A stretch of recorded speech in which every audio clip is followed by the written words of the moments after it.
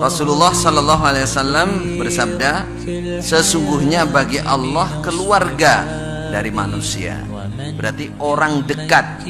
Mereka berkata, siapa nabi mereka? Sehebat itu, semulia itu, sepol itu. Jadi keluarga Allah, orang yang dekat dengan Allah. Qala Nabi hum ahlul Quran, ahlullah wa khassatuh.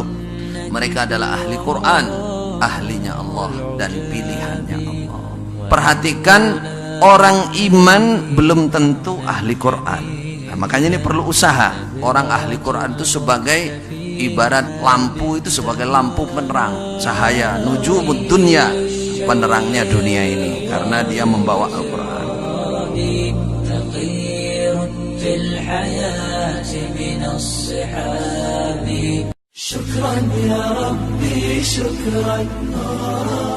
Seseorang itu disebut setia ketika keadaannya berat. Pada saat kita jatuh, ke orang itu masih datang, itulah teman sejati. Quran itu akan setia mendampingi kita dalam keadaan apapun, tidak pernah berkhianat, akan menghibur keadaan kita. Quran itu yang menolong dan memang diberi hak menolong. Kalau Quran mengatakan ini adalah ahli Quran, maka aku yang bertanggung jawab. Allah akan menyelamatkan dari semua kesusahan di hari kiamat. Yang membela Al-Quran, yang membela kalamnya Allah. Apa ada temannya lebih baik daripada teman yang mampu memberi pertolongan? Pembelaannya mesti diterima dan menghantar masuk surga. Kalau Quran tidak kita jadikan teman di dunia, bagaimana bisa kita dianggap teman oleh Quran? Ya Rabbi ya Rahman, syukran ya Rabbi ya khidam bin nawasi. Quran itu mencukupi semua kebutuhan. Orang bekerja itu yang dicari, kalau enggak gajinya, kedudukannya, atau kalau enggak fasilitasnya. Ada yang enggak nyari gaji, yang dicari itu prestis, kedudukan, yang penting kelihatan keren. Ada yang enggak nyari kedudukan, fasilitas, meskipun kerjanya itu sengsara, yang penting fasilitasnya banyak, dijamin kesehatannya, dijamin ini dan itu. Lah Quran itu memberi semuanya. Masalah gajinya paling banyak. Khairum minad dunya wa ma fiha. Di hadapan manusia atau Tuhannya manusia, orang ahli Quran paling tinggi. Fasilitas juga begitu, yang jamin Rabbul Alamin. Innallaha ala kulli syai'in qadir. Ini namanya Al-Kafi. Quran itu mencukupi. Maka buatlah anak-anak kita ahli Quran, maka akan tercukupi sepanjang hayatnya.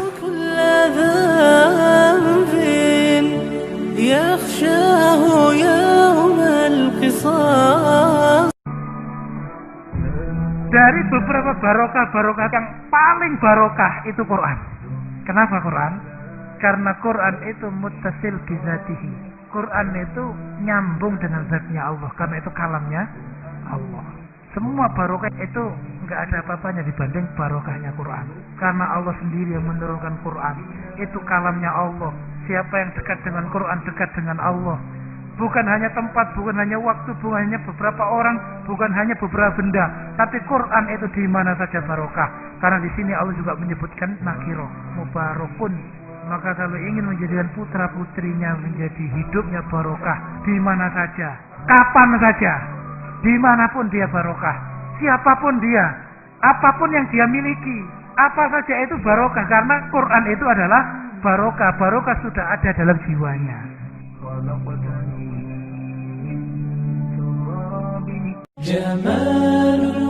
Barokah itu pengertiannya yaitu an-nama wa ziyadah, berkembang dan bertambah terus menerus, itu namanya barokah. Bertambah itu baik fisiknya maupun secara maknanya, banyak kebaikan dan manfaat itu yang dilihat. Meskipun sedikit tapi bermanfaat, itu namanya barokah.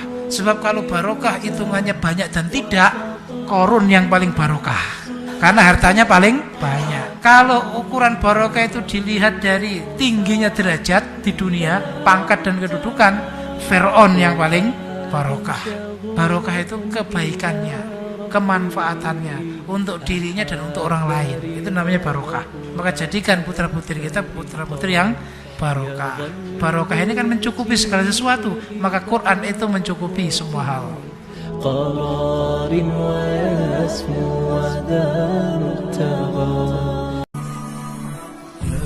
Dari beberapa barokah yang paling barokah itu Quran. Kenapa Quran? Karena Quran itu muttasil bidzatihi.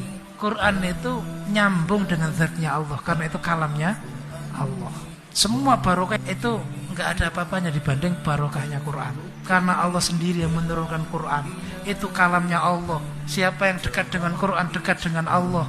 Bukan hanya tempat, bukan hanya waktu, bukan hanya beberapa orang, bukan hanya beberapa benda, tapi Quran itu di mana saja barokah. Karena di sini Allah juga menyebutkan nakiro, mubarakun. Maka kalau ingin menjadikan putra putrinya menjadi hidupnya barokah, di mana saja, kapan saja, dimanapun dia barokah, siapapun dia, apapun yang dia miliki, apa saja itu barokah. Karena Quran itu adalah barokah. Barokah sudah ada dalam jiwanya. Contoh nyata dampak barokah anak yang menghafal Quran untuk keluarganya. Nah, saya dapat cerita dari teman yang mengurusi kelas tahfidz di Pondok Gede. Nah, di situ ada tahfidz yang pesertanya rata-rata adalah anak-anak. Nah, jumlahnya nggak terlalu banyak. Salah satu dari muridnya itu punya ibu yang unik. Nah, ibunya unik. Seunik apa? Nah, ibunya itu kecanduan game. Ibunya itu kecanduan game. Saking parahnya itu sampai masak pun nggak betah. Jadi kalau masak itu coba cepet, akhirnya bisa cepet main game gitu. Nah, segitu parahnya. Anaknya ikut menghafal Quran di Pondok Gede. Nah, suatu saat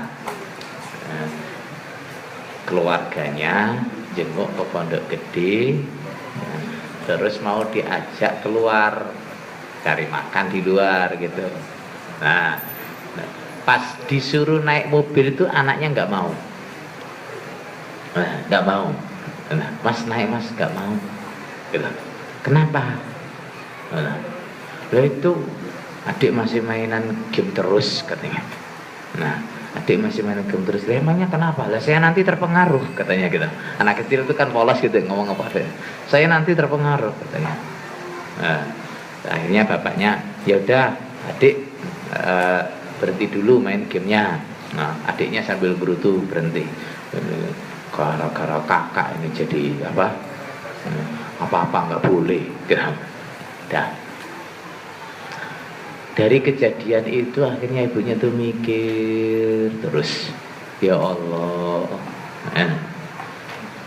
selama ini saya mengkhianati anak saya, kalau dia bahasanya begitu. Nah, nggak bisa memberi contoh yang baik sebagai seorang ibu. Nah, akhirnya dia berjuang untuk bisa lepas dari game sampai berhasil. Nah, itu perantaranya apa? Anaknya. Nah, anaknya. Kemudian ada satu lagi, juga dari pondok yang sama. Bapaknya kerjanya itu sopir taksi online, nah, sopir Grab, ngerti ya? Sopir Grab. Ya tiap hari ya begitu kerjanya, namanya sopir. Nah, suatu saat nyambangi anaknya, sama ceritanya mau diajak keluar juga anaknya. Nah, begitu masuk mobil, anaknya negur bapaknya, Pak, loh kok ini ada kaset-kaset musik kan ya gak boleh toh Pak, haram ini. Orang tua digituin sama anaknya gimana rasanya? Mak jelek gitu. Haram loh Pak ini Pak katanya. Terus bapaknya ya nggak bantah tapi bilangnya lah gimana loh nak, kalau nggak ada ini nanti penumpangnya kesepian. Nah, penumpangnya kesepian. Karena bilang, ya ganti bacaan Quran gitu loh Pak, katanya. Pukulan kedua, jelek. Ya, akhirnya dia turuti. Nah, kaset musiknya itu diganti dengan rekaman bacaan. Bener. Nah, besoknya ada penumpang itu sambat, Pak kok sepi katanya. Terus dia cerita, iya Pak, nggak ada musiknya. Nah, itu apa? Itu adanya cuma bacaan Quran katanya. Nah, terus penumpangnya bilang, ya udah nggak apa-apa, itu aja yang diputer. Nah, terus dia cerita, nah, itu karena nasihat anaknya yang sedang menghafal Quran. Akhirnya penumpangnya simpati, senang. Dia diminta nomor teleponnya, Pak nanti kalau sewaktu-waktu saya butuh mobil atau ada teman saya yang butuh mobil, saya hubungi Bapak. Sejak saat itu mobilnya itu laris manis. Laris manis, selalu ada yang nyarter mobilnya. Nah, barokahnya seperti apa? Sejak saat itu dia jarang nyopir sendiri. Nah, mobilnya jalan sendiri, dia nunggui anaknya menghafal Quran. Itu termasuk contoh barokah dari Al-Quran.